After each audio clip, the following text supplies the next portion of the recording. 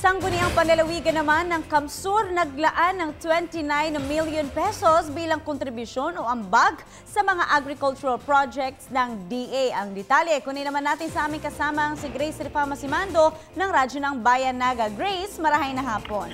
Marahay na hapon, Princess. 29 million pesos ang inilaan ng Sangguniang Panlalawigan bilang equity fund ng Camarines Sur Government para sa pagpondo ng mga proyekto ng Department of Agriculture dito sa Camarines Sur.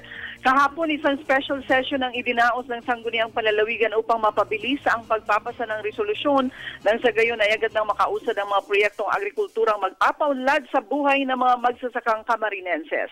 Samantala, mamayang hapon naman ay bibisitahin ni Governor Migs Villafuerte ang Barangay Karaykayon ng Bayan ng Goa, 4th District upang mamunmod ng mga relief goods, nipa na pangbubong, yero, kahoy, bigas at iba pang mga pagkaing dilata ang matatanggap ng mga mamamayan ng Barangay Karaykayon sa Bayan ng Goa. Radyo ng Bayan Naga, Grace Rifama Simando para sa Telebisyon ng Bayan.